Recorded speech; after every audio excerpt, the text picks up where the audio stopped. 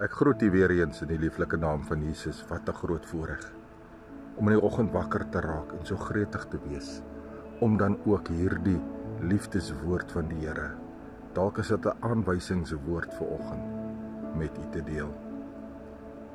Die opskrif van my boodskap is: ken die Here u. Weet jy, in Matteus 7:20-21 is dit aangeteken soos die Matteus digter dit aanteken, en dit staan daar dat nie almal wat sê Here, Here, gaan die koninkryk van God ingaan, maar dalk nog kan opeindig in die hel.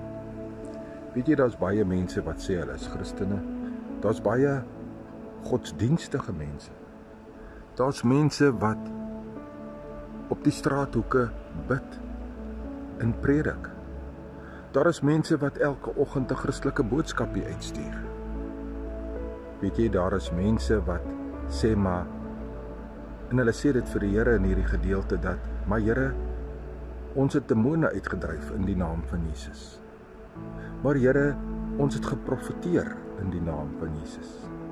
Maar Here, ons het kragtige dade verrig in die naam van Jesus.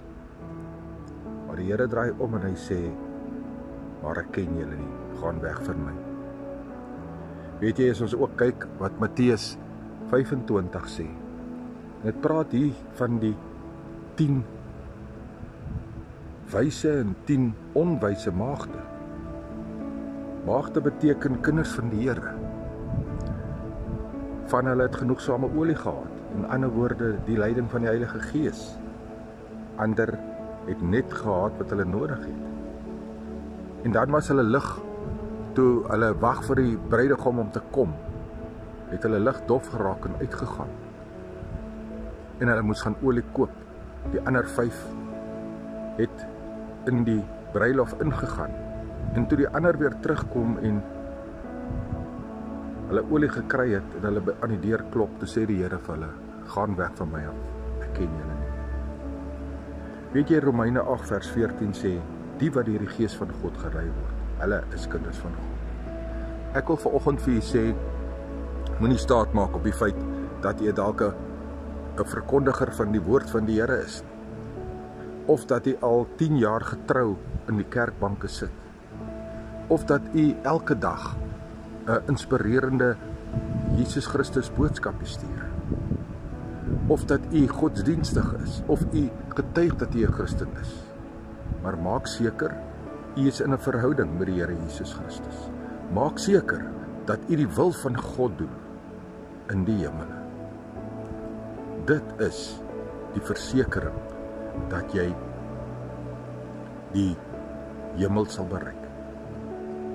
Ek is pastoor Gary, ek laat hierdie boodskap vanoggend by u. En ek vra, slaan ag op hierdie woord, gaan terug en gaan lees hierdie woord, en maak seker dat u hart 100% aan die Here behoort.